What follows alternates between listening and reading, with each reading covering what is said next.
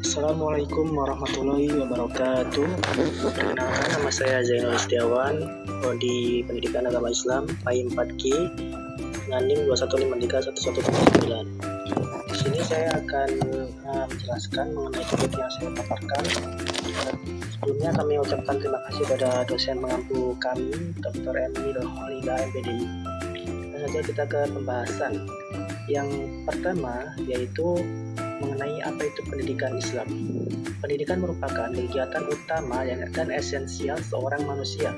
Melalui pendidikan, manusia bisa mengetahui ciptaan-ciptaan Allah. Pendidikan juga menyentuh kesadaran manusia untuk mengenal Tuhan secara mendalam.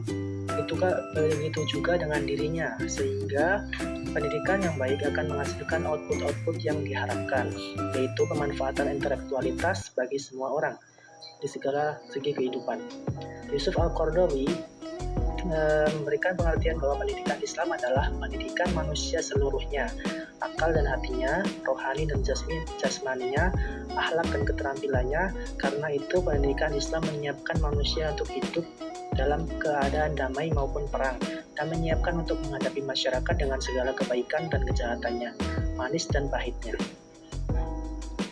Kemudian yang kedua, kondisi pendidikan Islam masa kini. Pada saat ini, pentingnya pendidikan berkualitas semakin disadari.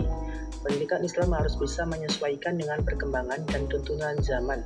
Pendidikan Islam telah menampilkan dirinya sebagai pendidikan yang fleksibel, responsif sesuai dengan perkembangan zaman, berorientasi ke masa depan, seimbang, berorientasi pada mutu yang unggul, adil, demokratis di kondisi pendidikan Islam di zaman sekarang menghadapi berbagai kecenderungan yang besar. Menurut Daniel Bell, seperti yang dikutip Abudin Nata, bahwa di era globalisasi, keadaan dunia ditandai oleh 5 kecenderungan sebagai berikut. Pertama, kecenderungan integrasi ekonomi yang menyebabkan terjadinya persaingan bebas dalam dunia pendidikan. Yang kedua, kecenderungan fragmentasi yang menyebabkan terjadinya peningkatan tuntutan dan harapan dari masyarakat. Yang ketiga, kecenderungan penggunaan teknologi canggih, sosialisasi teknologi, khususnya teknologi komunikasi dan informasi TKI secara komputer.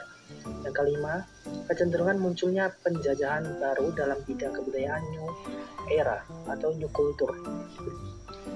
Kemudian yang selanjutnya adalah problematika pendidikan Islam di masa kini. Pengaruh sains dan teknologi canggih. Sebagaimana kita ketahui bahwa dampak positif dari kemajuan teknologi sampai kini adalah bersifat fasilitas ataupun memudahkan kehidupan manusia yang sehari-hari sibuk dengan berbagai problematika yang semakin rumit.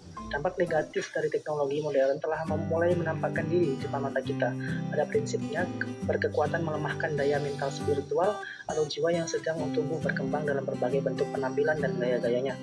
Kemudian krisis nilai-nilai. Bangsa Indonesia adalah negara yang mayoritas penduduknya beragama Islam, yang dahulu dikenal sebagai bangsa yang ramah, berbudaya, memiliki moral dan akhlak yang begitu tinggi. Namun pada saat ini, lambat laun moral ini sudah terkikis oleh globalisasi yang semakin kuat. Nilai-nilai kehidupan yang dipelihara menjadi goyah, bahkan berangsur-angsur hilang. Kemudian kurangnya sikap idealisme dan citra remaja kita tentang pola hidupnya di masa depan bangsa. Sekolah dituntut untuk mengembangkan idealisme generasi muda untuk berwawasan masa depan yang realistik. Kemudian hancurnya pilar-pilar pendidikan karakter yang ditopang oleh pendidikan moral, pendidikan nilai, pendidikan agama, dan pendidikan kewarganegaraan sama membantu siswa untuk tumbuh secara lebih matang dan kaya, baik sebagai individu maupun makhluk sosial dalam konteks kehidupan bersama. Kemudian yang selanjutnya, tantangan pendidikan Islam pada masa yang akan datang ataupun masa depan.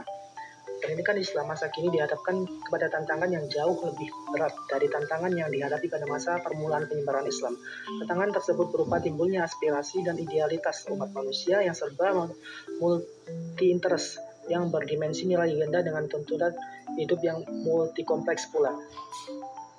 Tugas pendidikan Islam dalam proses pencapaian tujuannya tidak lagi menghadapi problema kehidupan yang simpliatis, melainkan sangat kompleks akibat permintaan yang bertambah, rising demand. Manusia semakin kompleks pula, hidup kejiwaannya semakin tidak mudah. Jiwa manusia itu diberi napas agama. Yang pertama itu adalah di bawah seperti Yang pertama, dalam menghadapi kemajuan iptek, dunia pesantren perlu melakukan inovasi terhadap kurikulum dan kelembagaan pendidikannya, mulai dari yang bertolak tafakuh ad-din, sistem salafiyah, hingga pada madrasah diniyah, madrasah sebagai sekolah umum yang berciri khas agama, sekolah kejuruan, hingga universitas.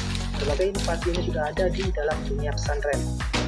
Kemudian yang kedua, dalam menghadapi budaya barat yang hedonistik, materialistik, pragmatis, dan sekularistiek yang berdampak pada dekadensi moral, dunia pesantren diakui sebagai lembaga pendidikan yang paling efektif dalam membentuk karakter bangsa melalui nilai religiusitas yang berbasis pada ajaran tasawuf yang ditanamkan di pesantren melalui pembiasaan, bimbingan, keteladanan, dan pengalaman yang dilakukan secara berkelanjutan ataupun istiqomah dan berada di bawah pengawasan langsung para kiai, menyebabkan pembentukan karakter atau akhlak mulia para santri di pesantren dapat berlangsung secara efektif.